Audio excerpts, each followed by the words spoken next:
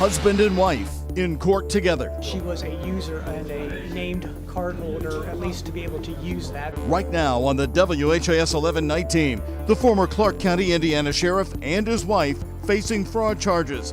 Now she's free after a weekend stay in jail. Also ahead tonight, the rare move by any city, putting a hold on new construction. It is more of a local attempt to band-aid a national issue. New Albany getting closer to telling apartment developers no new buildings allowed for the time being. We'll show you how the city council landed on that question tonight. And new at 11.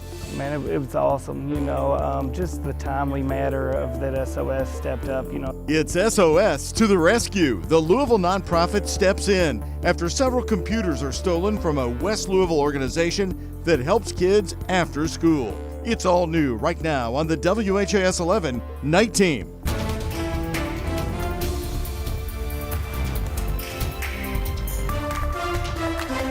She's out of jail tonight. Misty Null, the wife of the former Clark County, Indiana sheriff, spent the weekend in a jail. Hello, everybody, and thanks for joining us. I'm Doug Proffitt.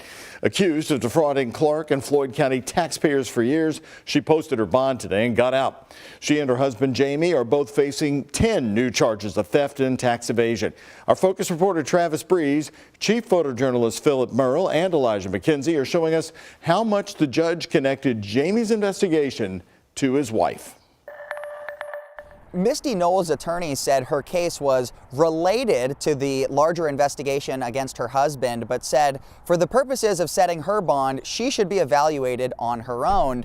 Special Judge Larry Medlock made it clear that he has been watching all the new information that has come out in search warrants over the last 2.5 months. Misty Null appeared in court Monday wearing a dark green jumpsuit and handcuffs. Judge Larry Medlock denied a motion to let her change clothes for the hearing. The couple is facing 10 charges each for spending millions on Utica Township Firefighters Association credit cards and not declaring income on their joint taxes. That's on top of the 15 felonies Jamie Null is facing for fraud and misconduct. The defense emphasized Misty has no previous criminal record. Rule 26 would say that she should be released without a bond.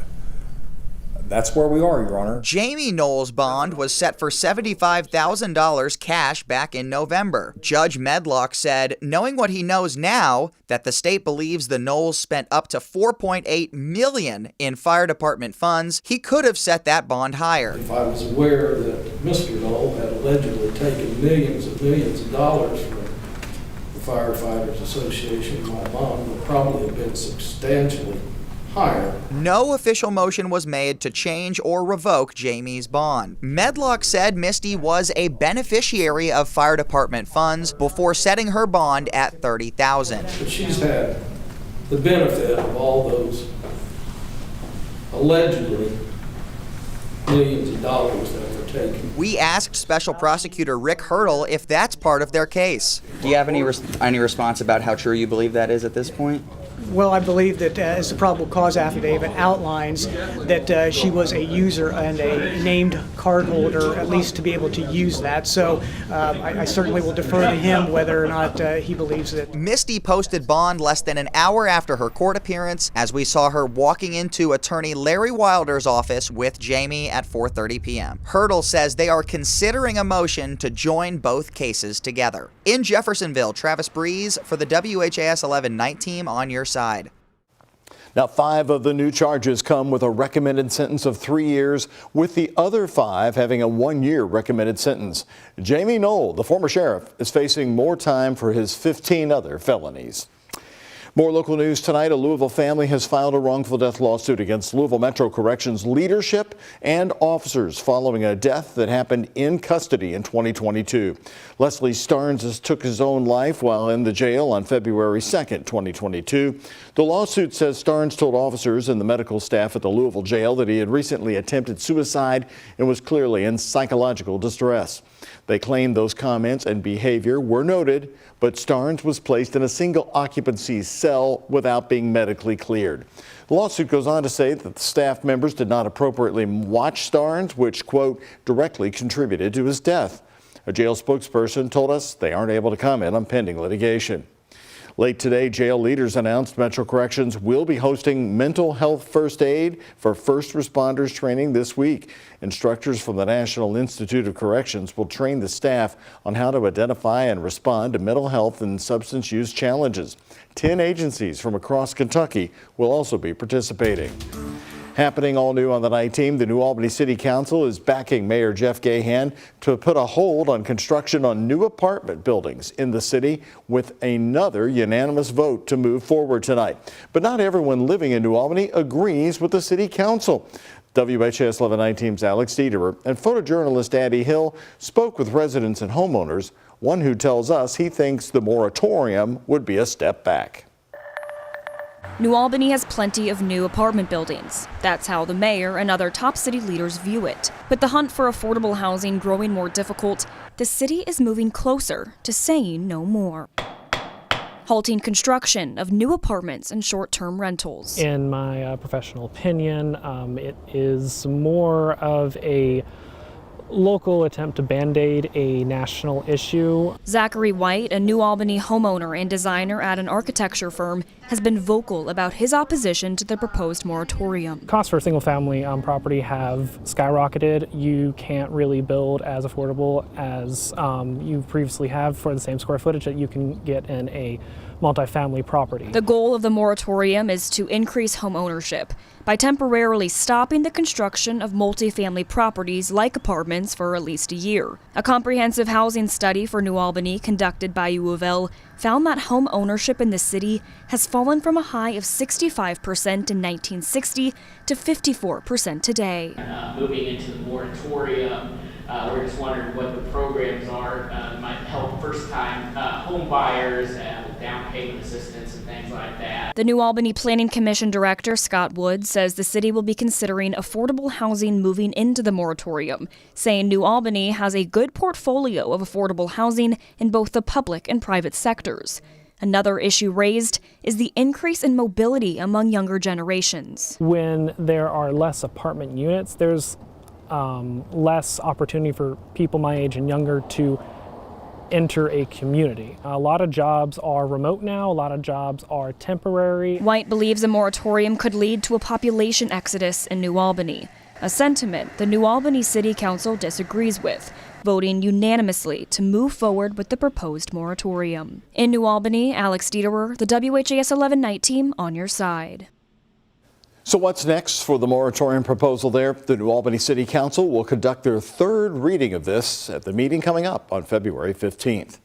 It was truly stunning news for downtown Louisville today. After nearly 40 years, the distinctive Humana Tower in downtown Louisville will be empty. The tower was built by the local founders of the company after an international design competition. But Humana announced today it's going to move its employees from the Humana Tower to a few blocks east down East Main Street to the nearby Waterside and Clock Tower buildings. A company spokesperson tells us the move will improve the work experience for employees because the other campus is bigger and recently renovated. They've also spent the last few years working to fix design and construction issues on the Humana Tower, which opened in 1985. Rebecca Flyshaker with the Louisville Downtown Partnership says they're looking ahead at potential future uses for the building. We know that we've got buildings that are no longer going to be used as office. Could those be reused for residential development? We need residential units. We also need hotel developments. That's still to be seen. I'll be working closely with Mayor Greenberg and his administration on figuring that out. In a statement, a spokesperson for the Louisville Mayor's office said that they're looking at this as an opportunity now for future growth. He adds they're, quote, looking forward to ongoing conversations with Humana and other partners about how this property's next chapter will continue to be an asset to our beautiful, vibrant downtown, end quote tonight. Researchers with Harvard and Stanford say JCPS is improving pandemic learning losses in reading and math. Their new information shows that since 2022, students have shown a third of a grade level increase in reading and close to a quarter of an increase in math. Nearly $600 million in federal funding helped close this gap. It was spent on technology like laptops and extra staff members for face-to-face learning opportunities. Every penny was spent on bringing retired teachers in 4 or 5 days a week to work with students in interventions, but also with enrichment. The study recommends schools offer more tutoring and summer programs in addition to sending out notices to families of underperforming students. JCPS says it already has plans to continue the Backpack League program coming up this summer. Our kids matter. My kids matter. New tonight, Indiana parents filling the State House in Indianapolis, protesting potential funding cuts within the Family and Social Services Administration. To make up part of a nearly $1 billion shortfall in its Medicaid budget, the administration is proposing cuts to what's called the Attendant Care Program in Indiana. It allows parents of children with special needs to be paid hourly for the care they give their child at home. The change would eliminate parents as an option to be paid caregivers. Nurses and other medical professionals would still qualify, but families know there's a shortage of those caregivers. Something that's already a struggle for him in his life doesn't need to include whether or not his mother can be his caregiver or not, a paid caregiver or not. They are hoping that we won't be able to find somebody to take over our spot so that then they don't have to pay for it. On its website, the administration says, quote, "We must now move to a service model that aligns with allowable waiver practices, is more financially sustainable, and also better recognizes support needs of caregivers." They don't indicate how many families the cuts would impact.